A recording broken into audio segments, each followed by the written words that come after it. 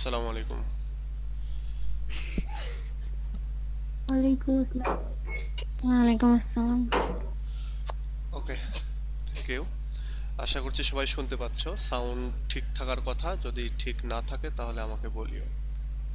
আর সাউন্ডের ব্যাপারে একটু মানে তোমরা নিজেরাও মনে রাখবা যে সাউন্ড যেন ঠিক থাকে।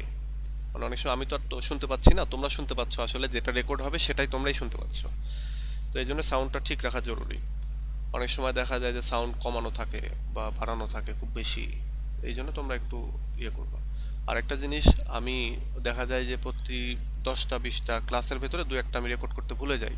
তো এই জন্য শুরুতে আমি যে রেকর্ডের ইয়েগুলো অন করি, এগুলো যদি কোনোদিন না করে থাকি তাহলে আমাকে স্মরণ করিয়ে দিও। ওকে, তাহলে আমাদের আজকে 2 নাম্বার ক্লাস চলতেছে। গত দিনে আমরা বুঝিয়েছি, সেটা হচ্ছে যে এমনিতে বেসিক আলোচনা করেছি, যেটাকে আমি বলতেছিলাম যে অরিয়েন্টেশন। আর আলোচনা করেছিলাম যে ট্র্যাজেডি কাকে বলে। আমরা এই জন্য ট্র্যাজেডি কাকে বলে আলোচনা করেছিলাম যে আজকে থেকে আমরা ট্র্যাজেডি পড়বো সেজন্য। তো চলো আমরা আজকে থেকে পড়াশোনা শুরু করি। দেখো, আমি তোমাদেরকে একটা ইয়ে দেখাই, যে এই বছর আমরা সাজেশন দিয়েছি আর কি। ওল্ড থার্ড ইয়ার, যেটা এই যে এখন সামনে পরীক্ষা যাদের, এখানে তাদের সাজেশন দেওয়া আছে। হ্যাঁ, যারা ফার্স্ট ইয়ার অলরেডি তাদের সাজেশন করে ফেলেছি। তোমরা যারা সেকেন্ড ইয়ার পরীক্ষা দিলা তোমাদের সাজেশন আমি করে ফেলবো। তোমাদের কোশ্চেনগুলো সবকিছুই আছে, সবগুলোই কালেকশনে আছে। একটা কালেকশনে নেই, এটা কেউ একজন দিয়ে দিও আমাকে। সেটা হচ্ছে অ্যাডভান্স রিডিং অ্যান্ড রাইটিং। ও, এটা তো তোমাদের না, সরি। তো আচ্ছা, এটা যদি কারো কাছে থাকে একটু আমাকে দিয়ে দিও, তো আমি সেকেন্ড ইয়ারের জন্য সাজেশন করবো সেজন্য আর কি। আর থার্ড ইয়ারের সাজেশনগুলো এখানে আছে, তোমরা একটু সাজেশনগুলো দেখে নিতে পারো, যে cloudschoolpro.com। এখানে ঢুকলে এই মেনু পাবা, মেনুর এই সাজেশনে গিয়ে ক্লিক করলে সব সাজেশন একসঙ্গে পাবে, সব ইয়ারের। তোমরা সাজেশনগুলো দেখলেই বুঝতে পারবা যে লিঙ্গুইস্টিক কতটা কঠিন, ক্রিটিসিজম কতটা কঠিন, এগুলো বুঝতে পারবা। আচ্ছা, আরেকটা জিনিস, গতদিনে যে তোমাদেরকে পড়িয়েছি যে ট্র্যাজেডি কাকে বলে, ট্র্যাজেডির এলিমেন্টগুলো, এগুলো মুখস্থ করতে হবে। হ্যাঁ, বিশেষ করে ট্র্যাজেডির সংজ্ঞাটা, এটা একেবারে মুখস্থ। হ্যাঁ, এবং এটা কখনোই ভোলা যাবে না, কারণ এগুলো চাকরির পরীক্ষাতে আসে, চাকরির পরীক্ষাতে ভাইভাতেও ধরে। তো এই সংজ্ঞাটা, এই একটাই সংজ্ঞা ট্র্যাজেডির সবচেয়ে গ্রহণযোগ্য। তো এটা একেবারে মুখস্থ টুটস্থ করে ফেলবা। এমনকি যত জায়গায় ট্র্যাজেডি রিলেটেড লিখতে যাবা বা ট্র্যাজিক হিরো সম্পর্কে লিখতে যাবা, সব জায়গাতেই এই ট্র্যাজেডির এই সংজ্ঞাটা ইউজ করতে হবে। তো এই জন্য এটা একবারে ঠুটস্থ করে ফেলো। আর আজকে আমরা পড়বো হচ্ছে এই যে এখান থেকে আমাদের থার্ড ইয়ার শুরু, থার্ড ইয়ারের এই পার্টগুলো আমাদের রয়েছে। আমরা এই প্রথমটা শুরু করব, Elizabethan and Jacobian drama. Elizabethan and Jacobian drama. তো এবার এইটা শুরু করার আগে আমি তোমাদেরকে একটা জিনিস দেখাই, সেটা হলো যে এই যে আমরা হিস্ট্রির একটা আমাদের লিস্ট আছে। হ্যাঁ, আমাদের এই ওয়েবসাইটেই cloudschoolpro.com/history। তো এই জায়গাটাতে আসলে তোমরা পাবা হচ্ছে আমরা বিভিন্ন এজের নামকরণ করে এখানে সুন্দর করে আর কি এই পয়েন্টগুলো দেয়া আছে। এটা যদি অসম্পূর্ণ আছে, এটাকে আমি আরো ঠিকঠাক করব। তো তোমরা সেকেন্ড ইয়ার হিস্ট্রি পড়েছিলা, তোমরা Anglo Saxon period, Middle English, Chaucerian age, তারপরে এসে পাচ্ছ রেনেসান্স এজ। এবং রেনেসান্স এজের ভেতরে এসে দুইটা এজ, সেটা হচ্ছে এলিজাবেথান এবং জ্যাকোবিয়ান। তো আমাদের এই যে যে রাইটিংটা আমরা আজকে পড়বো, সেই রাইটিংটা হচ্ছে এই এলিজাবেথান এজের ভেতরে। আমি যদি তোমাদেরকে ইয়েতে দেখাই, কি ফেসবুক লোড নিচ্ছে না নাকি? নিচ্ছে তো।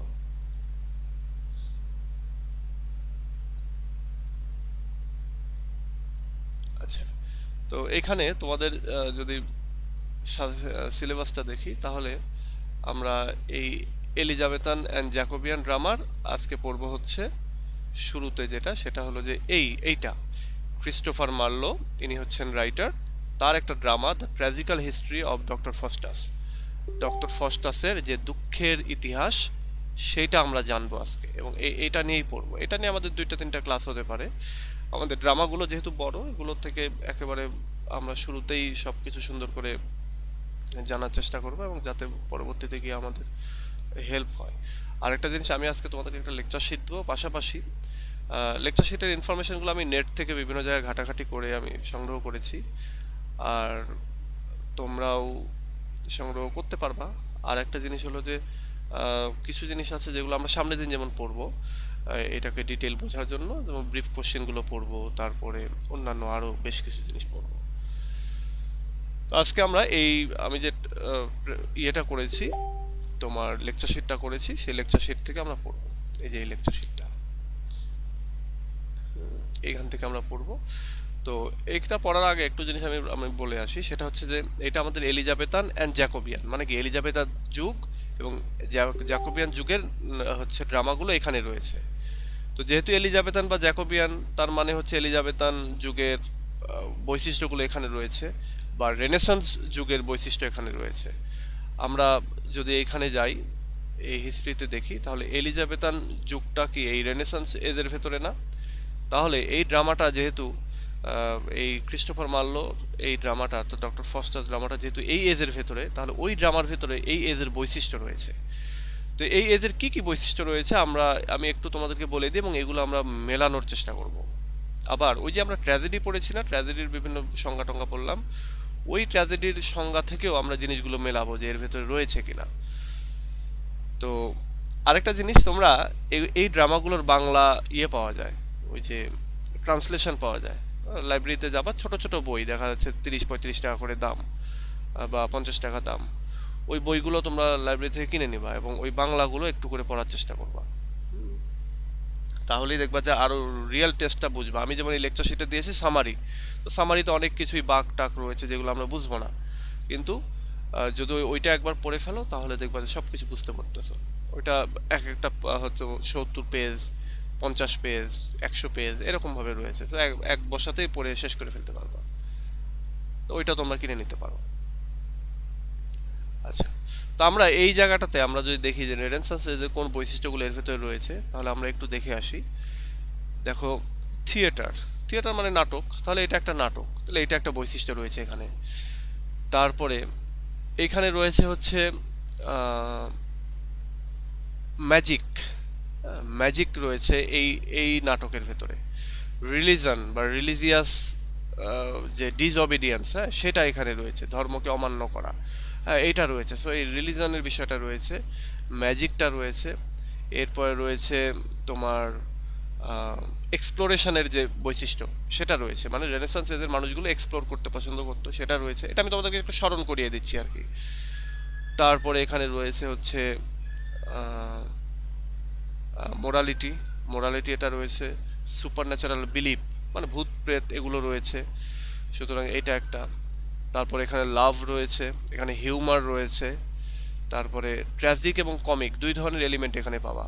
এটা একেবারে পিওর ট্র্যাজেডি না, হ্যাঁ, ট্র্যাজি কমেডি বলতে পারো। তাহলে ট্র্যাজি কমিক এলিমেন্ট এখানে রয়েছে। তারপরে এখানকার ক্যারেক্টারাইজেশন খুব ভালো ক্যারেক্টারাইজেশন, তো এটা রয়েছে।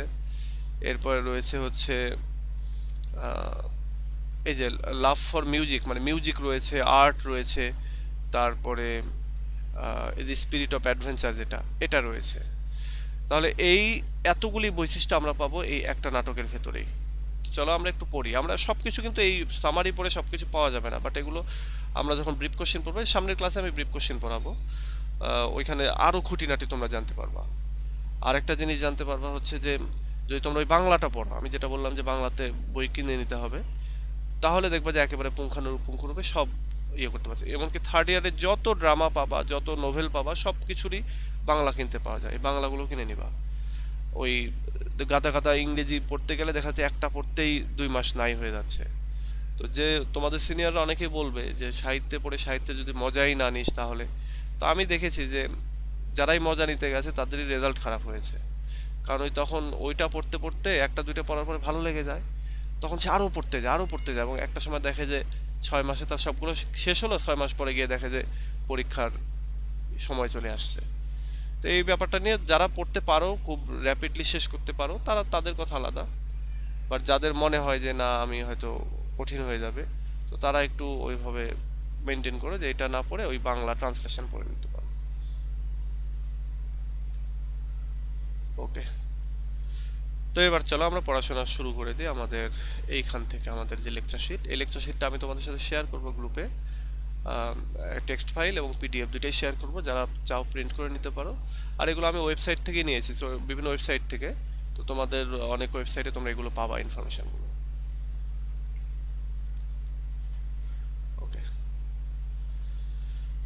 চলো, এটা তাহলে দেখো, এটা একটা ড্রামা এবং এটার নাম হচ্ছে ডক্টর ফস্টাস, এটা সংক্ষেপে ডক্টর ফস্টাস। আর এটার রাইটার হচ্ছেন ক্রিস্টোফার মার্লো।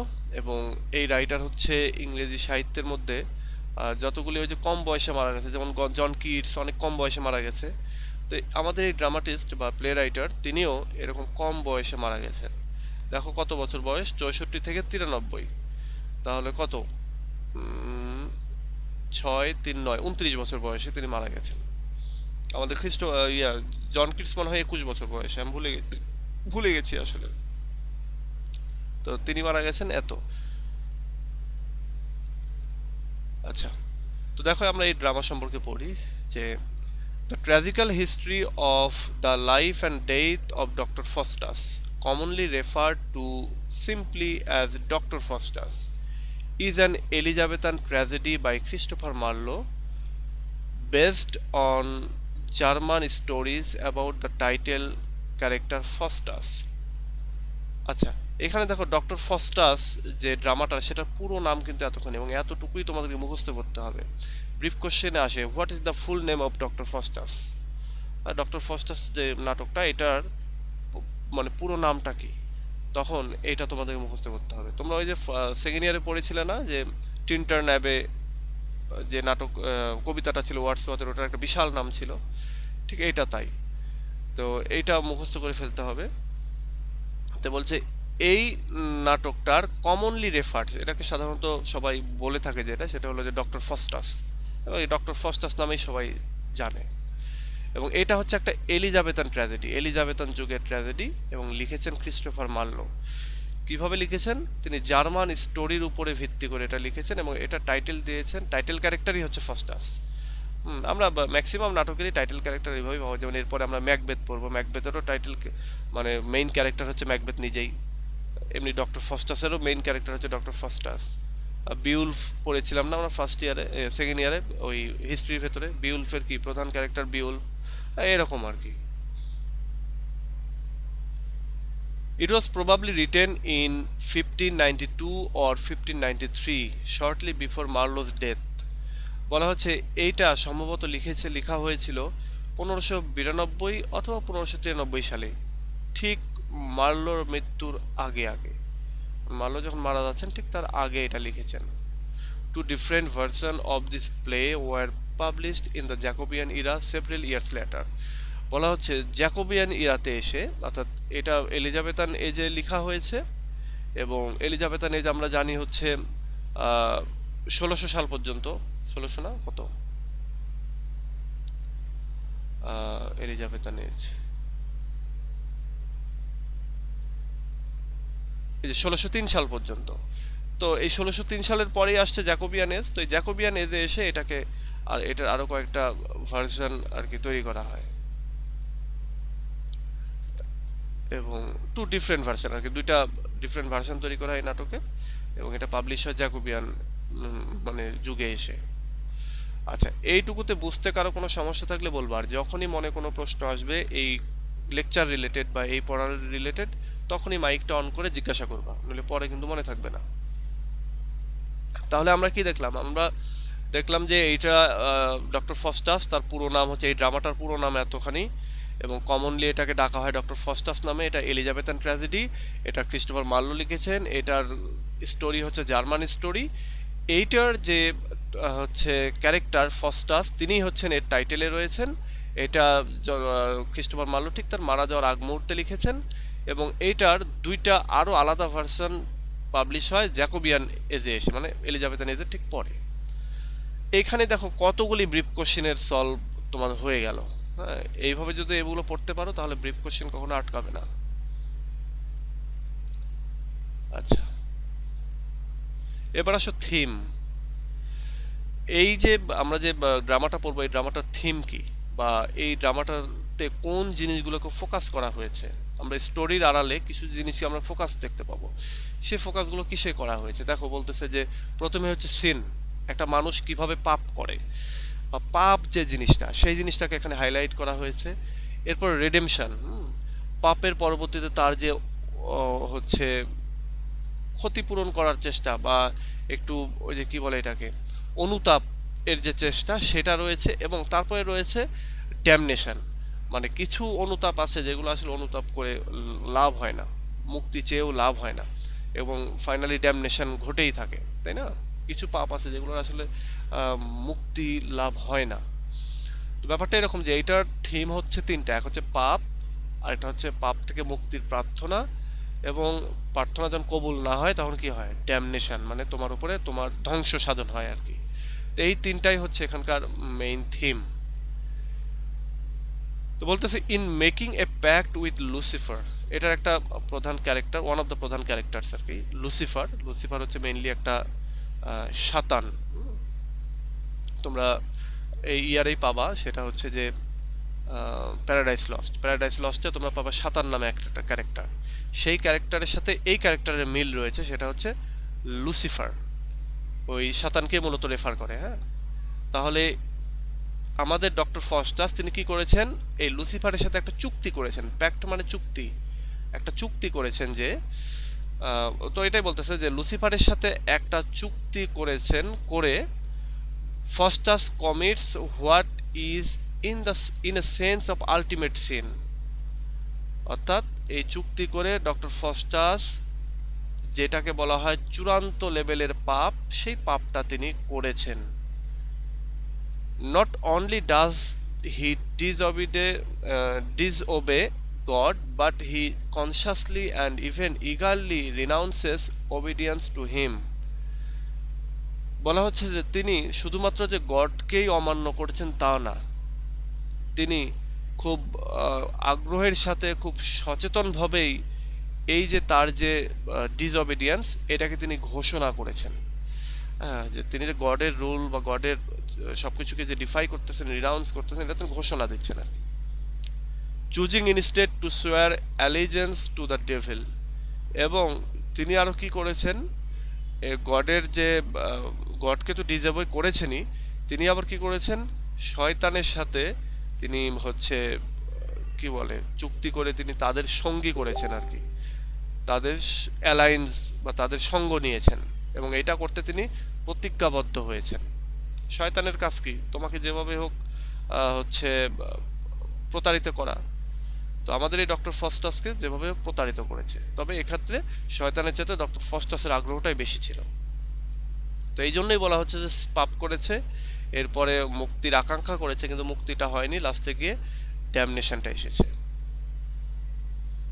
ওকে, এবার এই নাটকের আমরা কিছু ক্যারেক্টার পাবো, সেই ক্যারেক্টারগুলি নিয়ে আলোচনা করি একটু। দেখো, শুরুতে আসতেছে ডক্টর জন ফস্টাস। বলতে পারে এই ক্যারেক্টারের ফুল নাম কি? হ্যাঁ, ডক্টর ফস্টাসের পূর্ণ নাম কি? তখন আসবে হচ্ছে ডক্টর জন ফস্টাস। তো ডক্টর জন ফস্টাস কেমন লোক ছিলেন? এ লার্নড স্কলার ইন জার্মানি, বলা হচ্ছে একজন শিক্ষিত স্কলার, খুব ভালো জানেন এরকম একজন স্কলার, যেন তেন স্কলার না। এবং তিনি জার্মানির স্কলার আর কি, ডিউরিং দ্য 15th সেঞ্চুরি, এবং এটা পঞ্চদশ শতকে এসে আর কি, 1500 শতকে। Who becomes dissatisfied with the limitation of knowledge and pledges his soul to Lucifer in exchange for unlimited power. বলা হচ্ছে এই যে স্কলার ডক্টর ফস্টাস, তিনি জার্মানির লোক, তিনি 1500 শতকের দিকে ছিলেন, এবং তিনি এতই বড় স্কলার হওয়ার পরেও তিনি খুবই ডিসস্যাটিসফাইড ছিলেন, অসন্তুষ্ট ছিলেন যে তার নলেজটা লিমিটেড, এর বাইরে কেন আরও সে পাচ্ছে না। আমরা এগুলো জানবো যে সে কি কি জানতো এগুলো আর কি, সে অনেক বিষয়ে শিক্ষিত ছিল, কিন্তু সে চাচ্ছে যে আরো অনেক বিষয় পাইতে চাচ্ছে সে। বলছে সে এই বিষয়টা চিন্তা করে সে হচ্ছে ডিসস্যাটিসফাইড, অসন্তুষ্ট আছে, এবং সে লুসিফার যে শয়তান, তার কাছে সে তার সোলটাকে বিক্রি করে দিচ্ছে আর কি, এবং সোলের বিক্রি করার মাধ্যমে সে মূলত আনলিমিটেড পাওয়ার চাচ্ছে, শয়তানের কাছে হেল্প চাচ্ছে যে তুমি আমাকে আনলিমিটেড পাওয়ার দাও, এবং তো শয়তান বলছে ঠিক আছে তাহলে তোমার সোলটা আমাকে দিয়ে দাও। তো বলতেছে আচ্ছা ঠিক আছে, এবং সে ব্যাপারে সে প্রতিজ্ঞাবদ্ধ হচ্ছে। এরপরের যে ক্যারেক্টারটা পাবো সেটা হচ্ছে ওয়েগনার। ওয়েগনার হচ্ছে ফস্টাসের সার্ভেন্ট, ফস্টাসের চাকর, who tries to imitate Faustus' methods of reasoning and fails in a ridiculous and comic manner. মানে এটা হচ্ছে একটা কমিক ক্যারেক্টার আর কি। ডক্টর ফস্টাস এটা হচ্ছে সিরিয়াস ক্যারেক্টার, এটা হচ্ছে একটা কমিক ক্যারেক্টার, এবং সে হচ্ছে ডক্টর ফস্টাসের চাকর। তো ডক্টর ফস্টাসের ল্যাবে সে চাকরি করে, কাজ করে। তো কাজ করতে করতে ডক্টর ফস্টাসের কিছু বই পায়, ডক্টর ফস্টাস জাদুবিদ্যা শিখতে চায়, এবং জাদুবিদ্যা বইয়ের ভেতরে জাদুবিদ্যার কৌশল লেখা থাকে। তো সে কি করে, সে হচ্ছে ওখান থেকে দু একটা মন্ত্র পাঠ করে ফেলে, এবং এরপরে মন্ত্র অনুযায়ী কি হয়, শয়তানের আবির্ভাব ঘটে, মানে জিন হাজির হয়ে যায়। এবার কি হয়, সে তো এটা তো আননোয়িংলি আর কি করে ফেলেছে। তো তখন ওইখানে সে একটু এম্বারেসিং সিচুয়েশনের মধ্যে পড়ে, এবং ওখানে কমিক এলিমেন্ট আছে আর কি। আচ্ছা, তো এটাই বলতেছে যে সে ডক্টর ফস্টাসের যে রিজনিং, মানে তার যে জাদুবিদ্যা, এই জিনিসগুলোকে সে ইমিটেট করে, নকল করতে যায়, এবং সে ফেল করে, ব্যর্থ হয়, এবং রিডিকুলাস এবং কমিক ম্যানারে ম্যানারে আর কি সে ব্যর্থ হয়। এবার আছে ভলদেস অ্যান্ড কর্নেলিয়াস। হ্যাঁ, কর্নেলিয়াস এই দুইটা ক্যারেক্টার বলছে টু জার্মান স্কলার, এরা দুইজন হচ্ছে জার্মানির দুজন scholar, who are versed in the practice of magic, এবং তারা হচ্ছে ম্যাজিক নিয়ে প্র্যাকটিস করে। And who teach Faustus about the art of conjuring, এবং এরাই হচ্ছে ফস্টাসকে এই জাদুবিদ্যার যে আর্ট, সেই আর্ট সম্পর্কে তাকে শিক্ষা দেয়। কনজিউরিং বলতে এখানে ওই যে ব্ল্যাক আর্ট আছে না, কালো জাদু করা, সেই কালো জাদুকে আর কি বোঝানো হচ্ছে, যে এই কালো জাদুর মাধ্যমে কিভাবে শয়তান বা জিন হাজির করতে হয়, ভেলকি দেখানোর যে বিষয়টা, সেগুলো আর কি এখানে বোঝানো হচ্ছে। এর পরের যে ক্যারেক্টার সেটা লুসিফার। লুসিফার হচ্ছে one of the main character আর কি। King of the underworld and a fallen angel who had rebelled against God and thereafter tries desperately to win souls away from the Lord. আচ্ছা, Lucifer সে হচ্ছে একটা আন্ডারওয়ার্ল্ডের একজন king, এবং সে হলো একটা পতিত অ্যাঞ্জেল, ফলেন অ্যাঞ্জেল। এই ফলেন অ্যাঞ্জেল অর্থাৎ লুসিফার সে কি করেছিল, গডের সাথে যুদ্ধ ঘোষণা করেছিল, গডের বিদ্রোহ করে, এবং গড তাকে হারিয়ে দিয়ে গড তাকে কি করে, তাকে নরকের মধ্যে ফেলে, এবং সেখানে যাওয়ার পরেও সে ডেসপারেটলি চেষ্টা করে কিভাবে গডের সাথে যুদ্ধ করে জেতা যায়, এবং কিভাবে তার সোলটাকে গডের নিয়ন্ত্রণ থেকে সে বাইরে নিয়ে আসবে, সে চেষ্টা করে। তোমরা প্যারাডাইস লস্ট যখন পড়বা তখন এটা আমি তোমাদেরকে খুব সুন্দরভাবে বুঝিয়ে দেবো। প্যারাডাইস লস্টের যে সাতান, ওখানে সাতান নামে একটা ক্যারেক্টার, আর এখানে লুসিফার। এখানে পাবা মেফিস্টোফিলিস, ওখানে পাবা বেলজিবাব। মেফিস্টোফিলিস আবার এই লুসিফারের হচ্ছে হেল্পার, ওখানে পাবা বেলজিবাব। এই দুইটা হচ্ছে ক্যারেক্টার একই জিনিস আর কি। আচ্ছা, এখানে দেখো মেফিস্টোফিলিস। মেফিস্টোফিলিস হচ্ছে এ প্রিন্স অফ দ্য আন্ডারওয়ার্ল্ড, সে হচ্ছে আন্ডারওয়ার্ল্ডের একজন Prince. We appears to Faustus, যে ফস্টাসের কাছে আসে, and becomes his servant for 24 years, এবং এখানে এসে সে তার 24 বছরের জন্য সে তার সার্ভেন্ট হয়, সে তার চাকর হয়ে যায় আর কি। 24 বছর থেকে 24 বছরের জন্য সে ফস্টাসের সব কথা শুনবে, ফস্টাস যা বলবে তাই শুনবে সে। Good angel and evil angel, এই নাটকে আমরা আরো দুইটা ক্যারেক্টার পাবো, সেটা হচ্ছে গুড অ্যাঞ্জেল এবং evil angel. Two figures who appears to Faustus, দুইটা ফিগার, মানে এগুলো সুপারন্যাচারাল ক্যারেক্টার আর কি। এই যে Lucifer, Mephistophilis, good angel, bad, এগুলো সব সুপারন্যাচারাল ক্যারেক্টার, এরা মানুষ না আর কি, এরা অ্যাঞ্জেল বা ভূত প্রেত টাইপের। তো বলা হচ্ছে এরা ডক্টর ফস্টাসের কাছে আসে অ্যান্ড অ্যাটেম্প টু ইনফ্লুয়েন্স হিম, এবং তাকে প্রভাবিত করার চেষ্টা করে। গুড অ্যাঞ্জেল সে ভালো করতে চায়, মানে সে ডক্টর ফস্টাসকে বোঝায়, মানে এটা তার বিবেক বলতে পারো, যে এরা আসে তার কাছে এসে বলে যে এই কাজটা করো না, এই কাজটা ঠিক না। আর ইভিল অ্যাঞ্জেল বলে কিসের ঠিক না, করো। হ্যাঁ, এইরকম আর কি। আমরা অনেক সময় এরকম হই না, যে কোনো একটা জিনিস ধরো রাস্তায় যেতে যেতে একটা মানি ব্যাগ পড়ে আছে, এবার তুমি কি মনে করবা, তোমার একটা সোল বলবে না রে এটা নেওয়া ঠিক না, আচ্ছা থাক নিব না, অন্য যে পায় নেয় নিবে। আরেকজন বলবে, আরেকটা মনের দিকে বলবে আরে নেই, যদি 5,000 টাকা থাকে, 5,000 টাকা থাকলে তো অনেক কিছু করতে পারবো, এরকম আর কি। দ্য ক্লন, ক্লন নামে আরেকটা ক্যারেক্টার।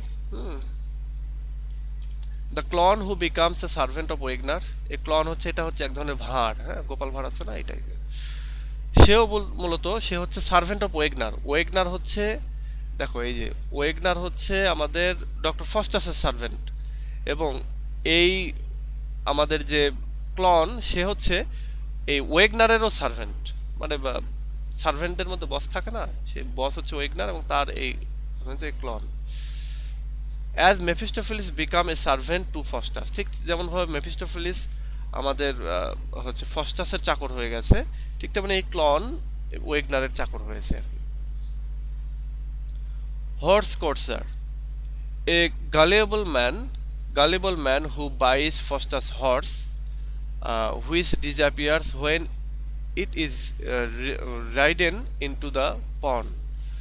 আচ্ছা, বলতেছে যে হর্স কোর্সার মানে একটা হর্সকে প্রশিক্ষণ দেয় এরকম একজন লোক, সে হচ্ছে ডক্টর ফস্টাসের কাছ থেকে একটা হচ্ছে হর্স কিনে নেয় এবং ডক্টর ফস্টাস রীতিমতো এই জাদু দিয়ে এই হর্সটা তৈরি করেছিল। তো এই মানে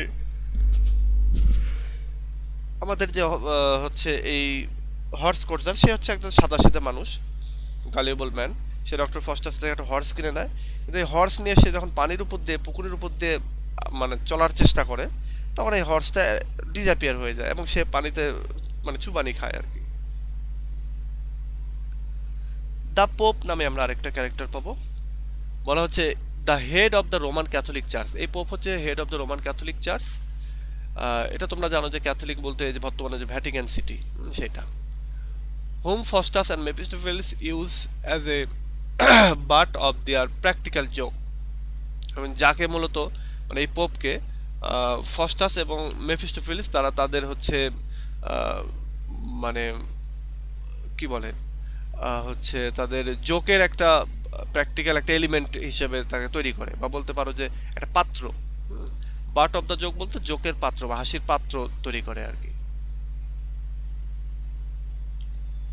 এরপরে আছে চার্লস ফাইভ। চার্লস ফাইভ হচ্ছে এম্পায়ার অফ জার্মানি। হ্যাঁ, চার্লস ফাইভ হচ্ছে empire of Germany.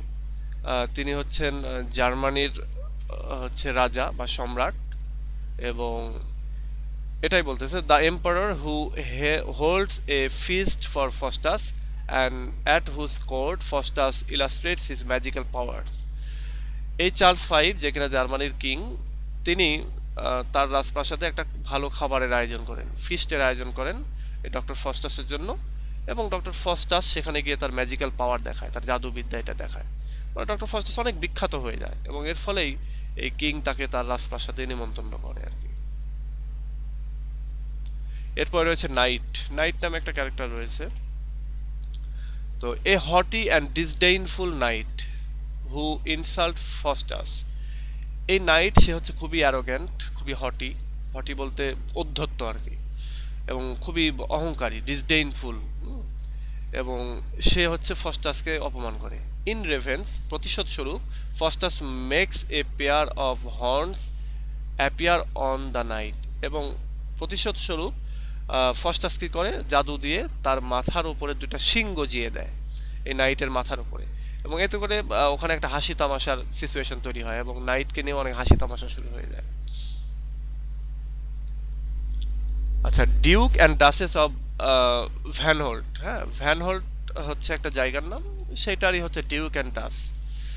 A couple whom Faustus visits and for home he conjures up some grapes. আচ্ছা, এটা হচ্ছে একটা কাপল যাদেরকে ডক্টর ফস্টাস দেখা করে যাদের সাথে, এবং তাদের জন্য সে জাদু দিয়ে অনেক আঙ্গুর ফল নিয়ে আসে আর কি।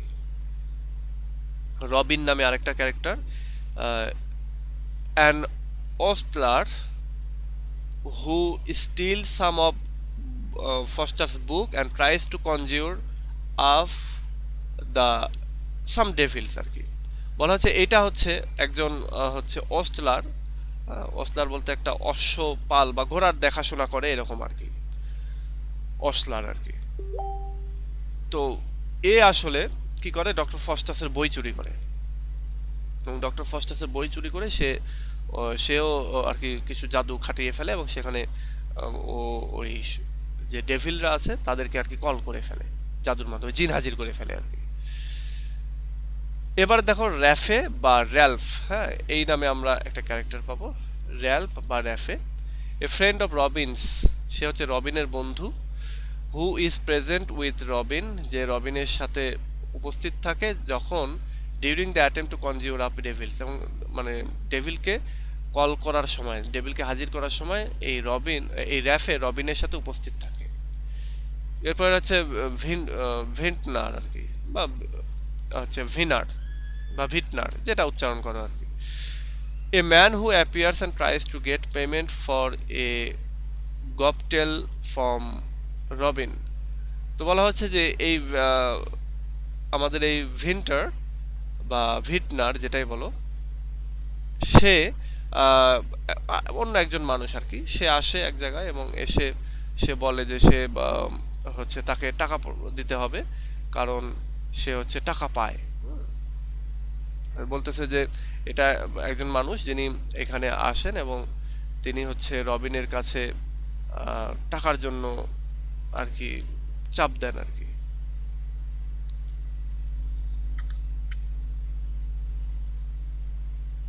এবং বলা হয় যে সে ওই ওই যে আমরা আমরা কি জানি যে মদ খাওয়ার যে বোতলগুলো আছে না, গ্লাসগুলো আছে, ওই একটা গ্লাস, সেই গ্লাসের নামই হচ্ছে তোমার এই গবটেল আর কি, গবলেট, গবলেট বা গোলেট যেটার উচ্চারণ আর কি।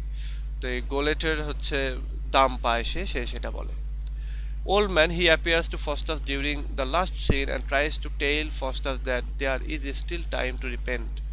Old man একটা বৃদ্ধ মানুষ, সে ডক্টর ফস্টাসের যখন মারা যাবে ঠিক তার সেই সময়টাতে আসে এবং এসে বলে, ডক্টর ফস্টাস তুমি তো এখনো মারা যাওনি, এখনো তওবা করার টাইম আছে, এখনো রিপেন্ট করার টাইম আছে, তো তুমি রিপেন্ট করো।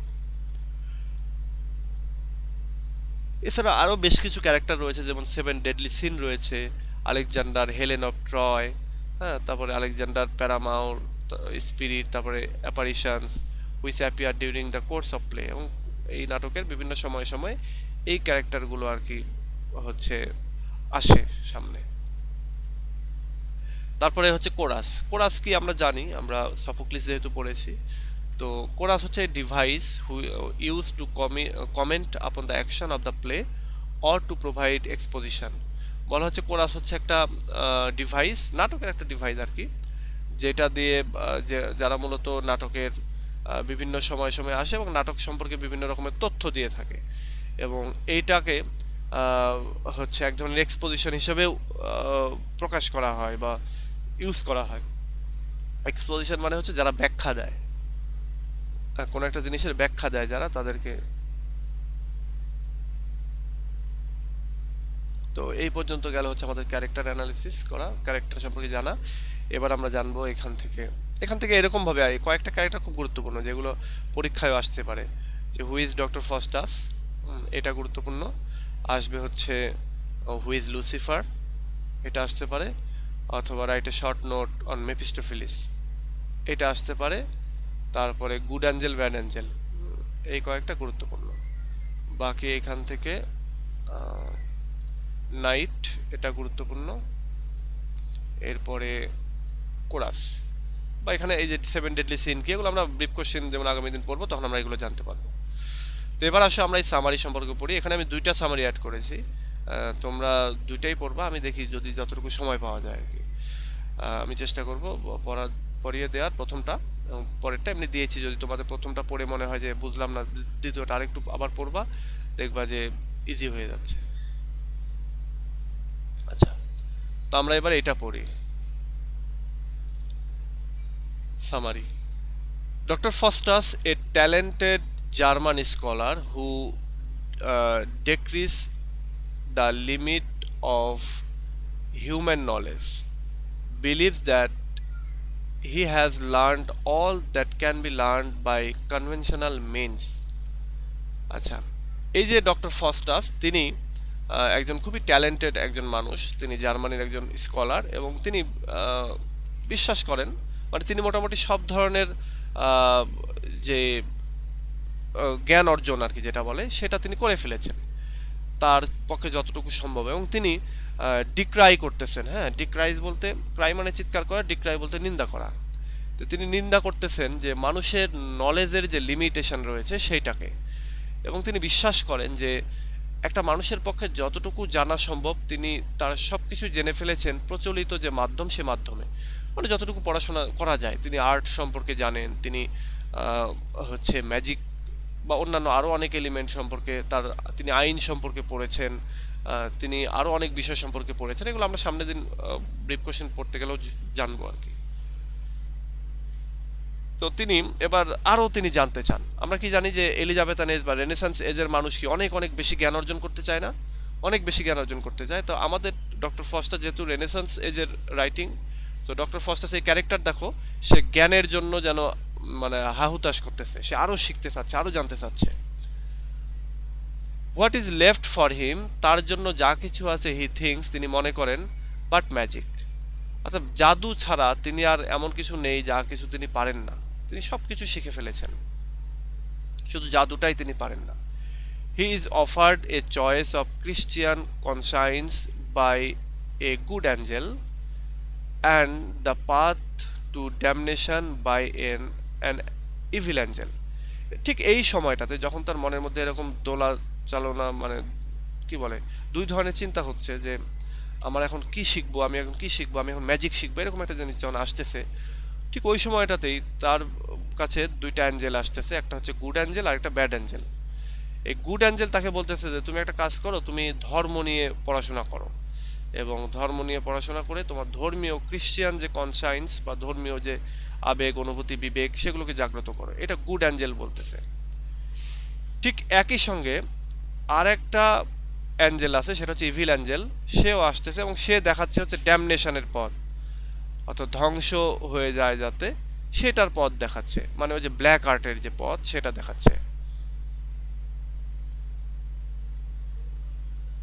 Two fellow scholars Valdes and Cornelius teach him the fundamental of black magic.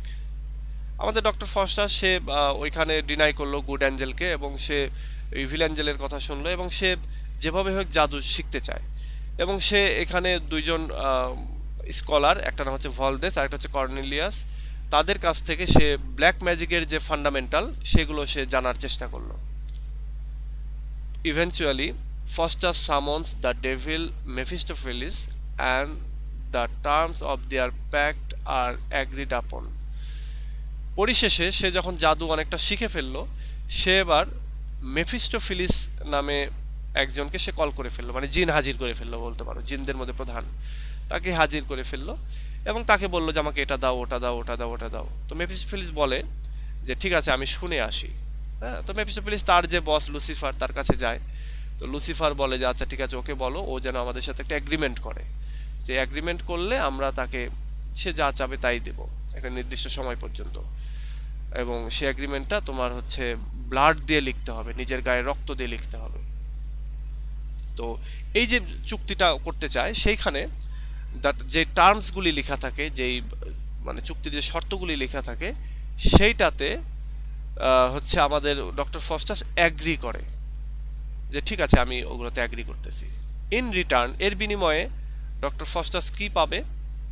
In return for his immortal soul, এবং সে কি করতেছে, সে তার সোলটা তাদেরকে দিয়ে দিবে, অর্থাৎ লুসিফার বা এই মেফিস্টোফিলিসকে তার সোলটাকে দিয়ে দিবে, এবং এর বিনিময়ে সে পাবে হচ্ছে Faustus will be granted 24 years of power, সে 24 বছরের ক্ষমতা পাবে, with Mephistophilis as his servant, এবং মেফিস্টোফিলিসকে সে তার সার্ভেন্ট হিসেবে পাবে 24 বছর ধরে, এবং 24 বছর ধরে সে যা ইচ্ছা তাই করতে পারবে জাদু দিয়ে। আচ্ছা, Faustus begins to have second thoughts, but he rationalizes them away and signs away his soul in his own blood. ঠিক যখন ডক্টর ফস্টাস এরকম একটা অ্যাগ্রি করলো, এখনো তো সে অ্যাগ্রি মানে চুক্তি নামায় বা দলিলে এখনো সিগনেচার করেনি, ঠিক তখন তার ভেতরে তার বিবেকটা কাজ করতেছে, এবং সে তার বিবেকটা যখন কাজ করতেছে, তার সেকেন্ড থট যখন আসলো, সে তখন ওইটাকে যুক্তি দিয়ে মানে বোঝালো এবং ওইটাকে মানে বাদ দিয়ে দিল যে কিছু হবে না, ব্যাপারটা এরকম। এবং সে কি করলো, তার নিজের রক্ত দিয়ে তার যে সোল দেওয়ার বিনিময়ে যে চুক্তি, সেটা লুসিফারের সাথে করে ফেললো, শয়তানের সাথে করে ফেললো। He receives a warning and is nearly overcome by fear. সে একটা ওয়ার্নিং রিসিভ করলো, তো শয়তান তাকে এটাও বললো যে বুঝো, আমরা অনেক সময় বলি না যে বুঝিস, ঠিক এরকম একটা ওয়ার্নিংও দিল কিন্তু সে এটাকে ভয়ে ভয়ে ওভারকাম করে ফেললো, যে সে ভয়ও পাচ্ছে, কিন্তু আবার বললো যে না ব্যাপার না, আমি সবকিছুতে agree. মেফিস্টোফেলিস distracts him with a dance of devils and gives him a book filled with knowledge। এবং যখন সে ভয় পাচ্ছিল আমাদের হচ্ছে ডক্টর ফস্টাস, যেহেতু তার ভেতরে সে ভালো মানুষ, তো তার ভেতরে ভয়ও আছে, তো সে যখন ভয় পাচ্ছে তখন মেফিস্টোফেলিস কিছু হচ্ছে একটা ডান্সের আয়োজন করলো, হ্যাঁ, যেখানে অনেক ধরো বলতে পারো যে মহিলা যে অ্যাঞ্জেলরা আছে তারা এসে নাচানাচি করতেছে। তো এটা দেখে আমাদের ডক্টর ফস্টাস সে ভুলে গেল, এবং এরপরে যেটা হলো যে মেফিস্টোফেলিস তাকে একটা বই দিল ওই হচ্ছে ব্ল্যাক আর্ট চর্চা করার জন্য, জাদুবিদ্যা শেখার জন্য, এবং সেখানে প্রচুর নলেজ ছিল আর কি, filled with knowledge. Faustus, after some time, crushes Mephistopheles for causing him to lose any prospect of heaven।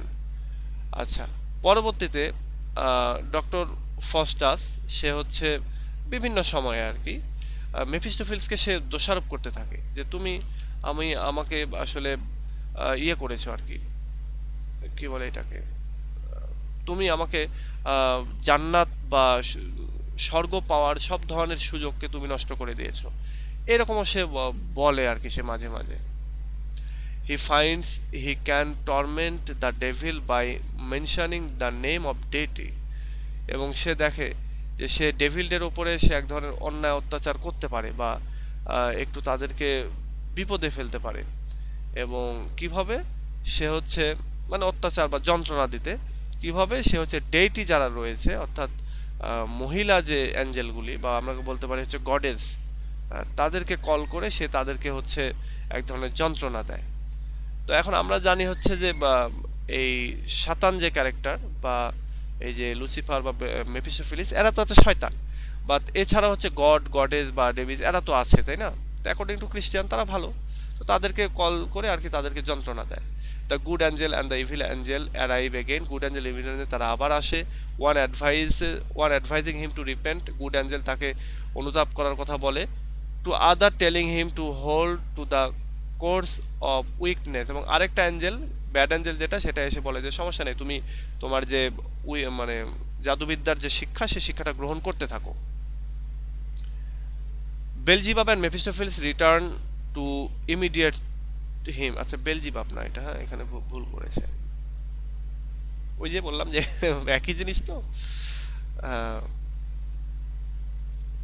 মেফিস্টোফেলিস return to immediate to him, এবং মেফিস্টোফেলিস তখন সেই সময় আবার তার কাছে আসে। And he agree to think of God no more. এবং doctor Faustus সে agree করে যে মেফিস্টোফেলিসের সাথে, আচ্ছা ঠিক আছে গড নো মোর, গড আর নাই, গড গড বলতে কিছু নাই এরকম আর কি, গডকে সে অস্বীকার করে ফেলে। Meanwhile Robin the clown has found one of Faustus magic বুক। রবিন ইতোমধ্যে হচ্ছে ডক্টর ফস্টাসের একটা বই সে খুঁজে পায়। Riding in a chariot drawn by dragon, Faustus has explored the heavens and earth and flies to Rome, where the feast honoring Saint Peter is to be celebrated।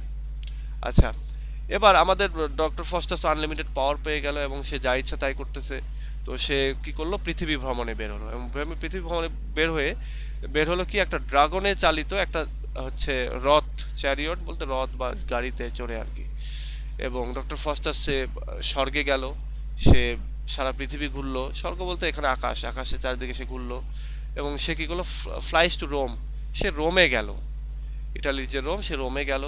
এবং সেখানে গিয়ে সে Saint পিটার্সের হচ্ছে পিটার্সের ওইখানে সে হচ্ছে একটা ভালো খাবারের যে অনুষ্ঠান, সে অনুষ্ঠানে সে সেলিব্রেশন করলো আর কি। Faustus and Mephistopheles makes themselves invisible and play a number of tricks for living. আচ্ছা, ফস্টাস এবং মেফিস্টোফেলিস তারা ওইখানে অনেক জাদুবিদ্যা দেখালো, এবং তারা ওইখানে ইনভিজিবল হলো, নিজেদেরকে অদৃশ্য করলো, এবং তারা কি করলো, তারা ওখান থেকে চলে আসলো আর কি ট্রিক খাটিয়ে। Faustus returns home where his ill gotten knowledge and abilities gain him renown. এবং ডক্টর ফস্টাস সে তার বাড়িতে ফিরে আসলো, এবং ইতিমধ্যে তার যে বাজে উপায়ে পাওয়া যে জ্ঞান এবং সামর্থ্য যেটা সে পেয়েছে সেটা তার চারিদিকে তার সুনাম ছড়িয়ে দিল। Meanwhile, Robin the Clown has learned some magic of his book, এবং তার বই পড়ে তার যে চাকর হচ্ছে রবিন, সে কিছু হচ্ছে জাদুবিদ্যা শিখে ফেললো। At the court of Charles V, Faustus delights the emperor with illusions and humiliates a knight whose attempts to gain even result in more humiliation for him.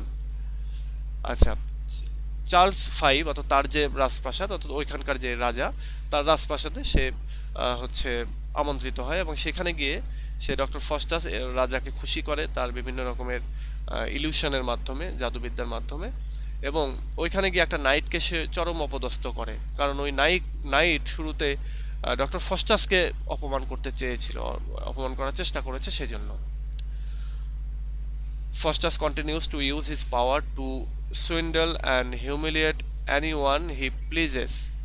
আমাদের ডক্টর ফস্টাস সে তার যে জাদু বা তার যে কাজকর্ম সে চালাতে থাকে, সে যার সাথেই তার দেখা হয় বা যাকেই সে মনে করে সে তার সাথে প্রতারণা করতে থাকে এবং তাকে সে হিউমিলিয়েট বা অপমান করতে থাকে। Several of victims together with Robin the clown go to the court of Duke in order to get some justice done if possible. কিছু ভিকটিম অর্থাৎ ডক্টর ফস্টাসের যারা শিকারে পরিণত হয়েছে তারা এবং তাদের সাথে রবিন দ্য ক্লন অর্থাৎ ডক্টর ফস্টাসের যে চাকর বাকর আর কি, তারাও সেখানে যায় যে এই ওখানকার যে ডিউক রয়েছে তার কোর্টে যায়, যে ওখানে গিয়ে কিছু বিচার যদি পাওয়া যায় সেজন্য, যে ডক্টর ফস্টাস এভাবে সবাইকে জ্বালাচ্ছে সেটা। Faustus wins over the duke and dances with petty illusions and toys with Robin. আচ্ছা, ডক্টর ফস্টাস সে এখানে ডিউকের কাছে যায় যখন ডিউকের কোর্টে, ওখানে গিয়ে ডিউক এবং ডাসকে সে তার জাদুবিদ্যার মাধ্যমে ইয়ে করে ফেলে, কি বলে ওইটাকে, ওই মোহিত করে ফেলে। এবং মোহিত করে ফেলে সে যেটা করে যে ওদের ওখানে তো তার তো বিচার হয়ই না, বরং সে আরো উল্টো এই রবিনকে নিয়ে খেলা করে আর কি, রবিনকে নিয়ে একটু জোক করে বা রবিনকে নিয়ে একটু উল্টাপাল্টা কাজ করে আর কি।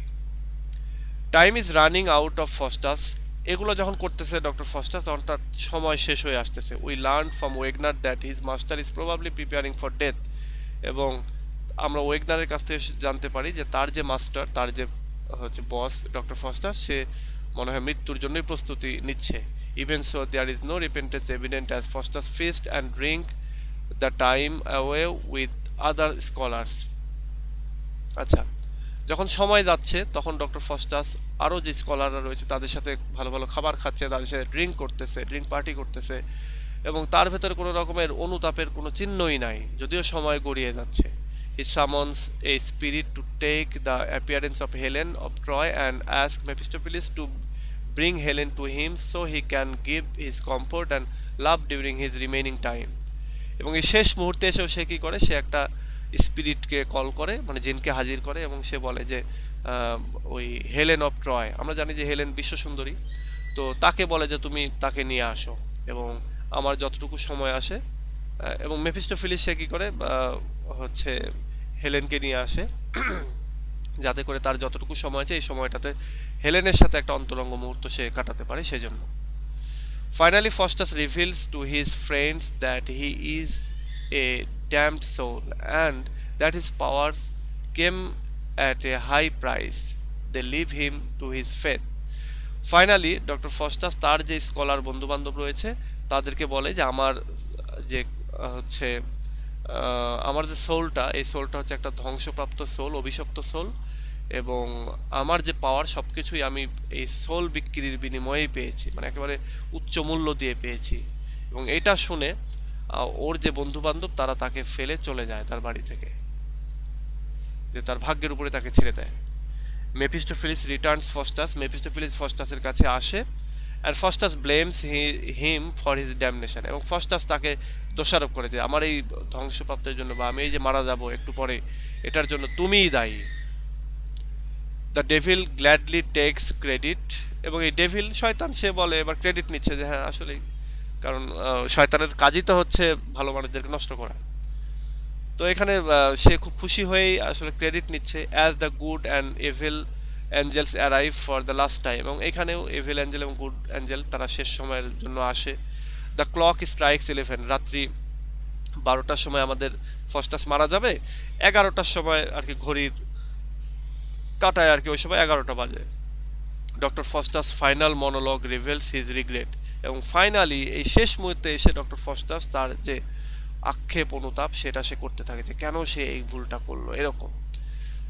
At midnight the devil enters as Faustus begs God and the devil for mercy, but there is no mercy as Faustus is dragged down to hell.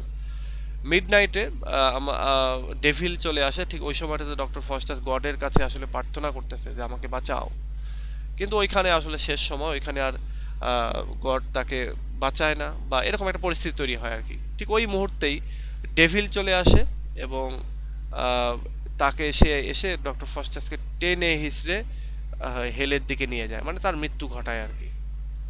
In the epilogue the chorus reveals the Faustus is gone, এবং নাটকের যে শেষ পর্যায়ে শেষ মানে conclusion, সেখানে এসে কোরাসরা এসে বলে যে আমাদের ডক্টর ফস্টাস সে মারা গেছে। And all his great potential has been wasted, এবং তার সমস্ত যে বড় বড় গুণাবলীগুলো সম্ভাবনাগুলো সব কিছুই অপচয় হলো বা ধ্বংস হয়ে গেছে।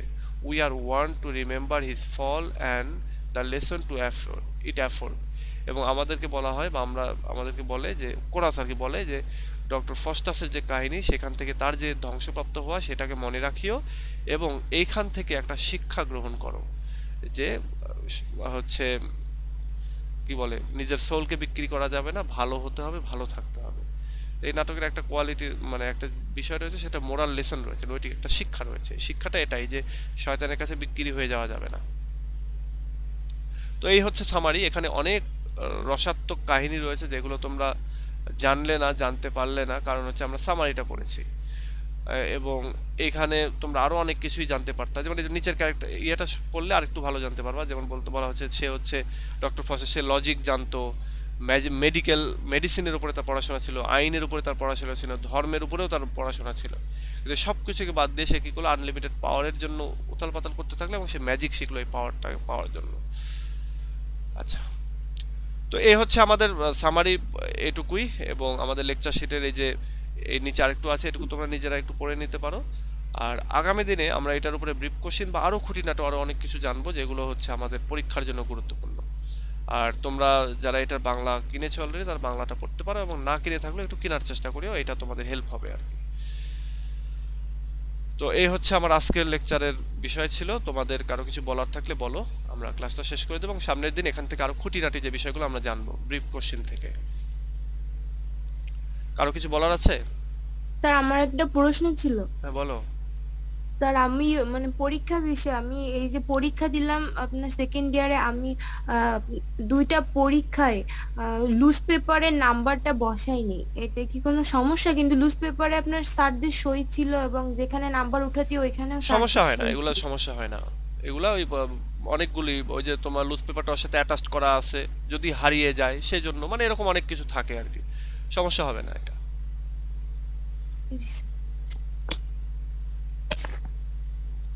আচ্ছা, আর কারো কিছু বলার আছে?